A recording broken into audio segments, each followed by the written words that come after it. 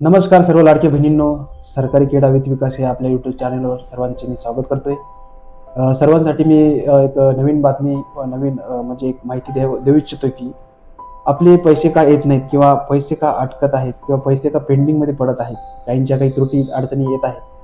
त्यासाठी आपण नेमकं काही चुकीचे डॉक्युमेंट्स किंवा काही दिले आहेत का, मी त्यावर एक व्हिडिओ टाकण्याचा प्रयत्न करतो. आपल्या मागच्या व्हिडिओला बरंच काही कमेंट्स केल्या होत्या, म्हणून हा व्हिडिओ मी तुमच्यासाठी घेऊन आलो आहे.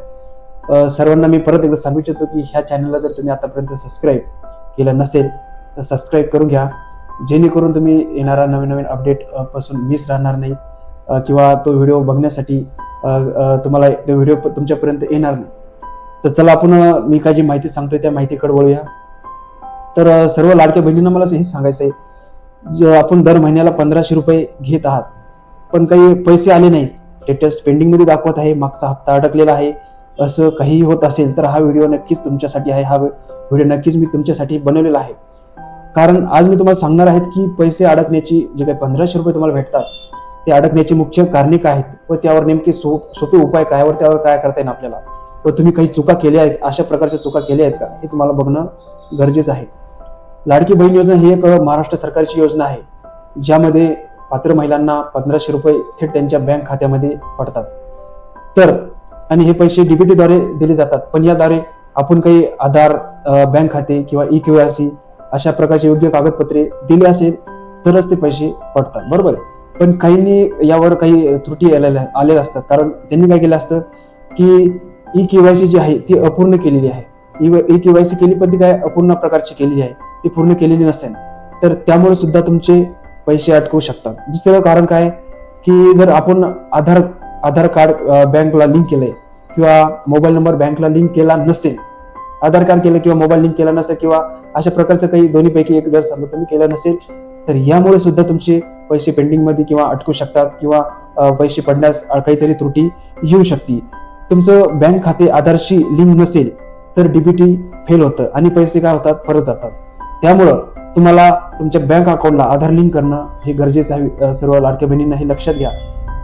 दुसरं म्हणजे तुम्ही तुमचं अकाउंट आहे पण त्यावर तुम्ही खूप दिवसापासून व्यवहारच केला नसेल, बरोबर आहे. अकाउंट तर आहे पण तुम्ही त्यावर व्यवहारच केला नाही, मग ते अकाउंट काय होतं, व्यवहार न केल्यामुळे इनएक्टिव्ह दाखवतं आणि इनएक्टिव्ह दाखवल्यामुळं त्यामुळे सुद्धा तुमचं पैसे पडण्यास काही अडचणी येऊ शकतात. आणि अशाच प्रकारे समजा अशा खात्यामध्ये पैसे जमा होत नाहीत, कारण तुम्ही जर इनएक्टिव्ह अकाउंट असेल तर त्यावर पैसे जमा होत नाहीत. चौथं कारण असं आहे आपलं की जर तुम्ही चुकीचं अकाउंट दिलं आहे, बरोबर आहे. आता काही होतं, काय होतं, डॉक्युमेंट मध्ये देता काय होतं, आपण बहिणीचं देतो, आईचं देतो किंवा भावाचं असं नावं सेम असतं तर आपल्याला काही गोष्टी लक्षात राहत नाही. डॉक्युमेंट देता वेळेस हे चेक करणं गरजेचं आहे की आपण अकाउंट दिलं कोणाचं, बरोबर आहे. आपलंच अकाउंट आहे का भावाचं आहे का बहिणीचं आहे का, ते सुद्धा आपले पैसे अटकू शकतात. आणि राहिलेलं चौथं कारण म्हणजे की आपण काय करतो, अकाउंट नंबर देतो, बरोबर आहे. अकाउंट नंबर तर आपला बरोबर असतोय पण काही वेळेस आपला IFSC कोड सुद्धा चुकतोय, बरोबर आहे. IFSC कोड चुकल्यामुळे काय होतं, कधी कधी ते पैसे पेंडिंग मध्ये सुद्धा पडू शकतात किंवा येऊ शकत नाही किंवा त्रुटीमध्ये पडू शकतात.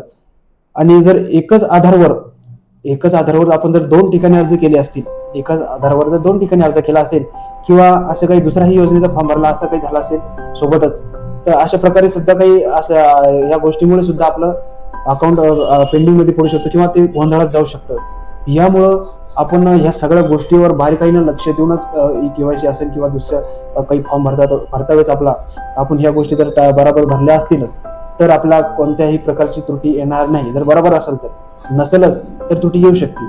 आणि सांगायचं म्हणजे मी परत एकदा सांगू इच्छितो की आपण मागच्या व्हिडिओमध्ये बघितलं की ई-केवायसी करण्याची जी काही लास्ट तारीख होती ती 31 डिसेंबर 2025 ही मी तुम्हाला मागच्या व्हिडिओमध्ये सांगितलीच आहे. परत एकदा सांगू इच्छितोय की जर ई-केवायसी अद्याप अजून आतापर्यंत सुद्धा जर केली नसेल तर 31 डिसेंबर 2025 ही लास्ट तारीख आहे. सर्व लाडक्या बहिणींनी ई-केवायसी लवकरात लवकर करून घ्यायची आहे.